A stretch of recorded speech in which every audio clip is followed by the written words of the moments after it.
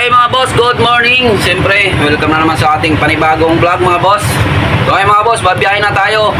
Yan, may bago na akong konduktor. Tapos babiyahin na kami ni Lokbo. Ang pangalan ko ng bus na to pre, si Lokbo. Si Lokbong puti. So ito mga boss, si Lokbong puti. Babiyahin na kami, okay na to. Problema na lang ito mga boss, fuel gauge. Di, ito na yung konduktor ko mga boss. Yung una kong konduktor, ayun, log to. Kaya pinalitan ako ng konduktor. Tayo makabiyahe, logi. Walang pansita, wala kang pag dito kasi mga boss, pag wala kang biyahe, wala kang pagkain. Kaya kailangan lagi may biyahe ka araw-araw. Wala kang biyahe, logi ka. Kaya kailangan natin magbiyahe. Kaya mga boss, ito yung anong oras ba pre? Anong oras na kaya? Alas 4 na no? Alas 4, madaling araw no? Alas 4 na ba? Alas 5? Oo, 4. Alas 4 na mga boss. O pila kami maaga, gising maaga. Tapos pila kami alas 4. Alas 4 na madaling araw. Para makaano kami kagad. Para makahabol kami sa pasero. Para pagdating ng ang 9 ng gabi, hindi kaya 8, makagarahin na kami, makapahinga na. Maganda kasi dito magbiyahe mga boss pag madaling araw, para pagdating ng alas 9 ng gabi, hindi kaya alas 8, makagarahin ka na, makapahinga ka na. Yan maganda pag biyahe mo madaling araw. So yun lang mga boss, may update ulit tayo.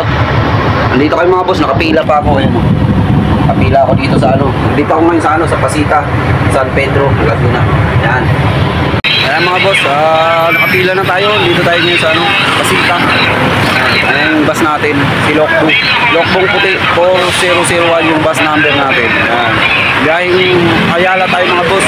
Biyahin natin 1 Ayala, Makati, tsaka Benja, LRT. Yun ang biyahe ko. Tapos balik ulit dito sa San Pedro, Laguna, dito sa Pasita. So yun ang biyahe ko mga boss. Ayan. Kapila na tayo, alas 4 na madaling araw.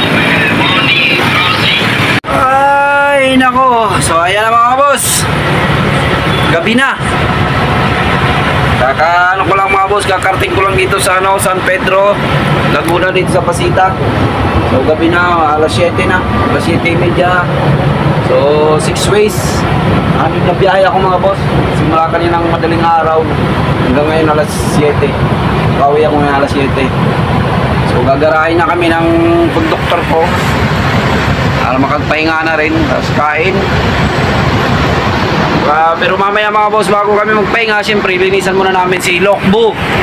Linisan mo na si Lokbo kasi para hindi nakakaya sa mga pasahero. Ay si Lokbo, kahit ganyan lang yan.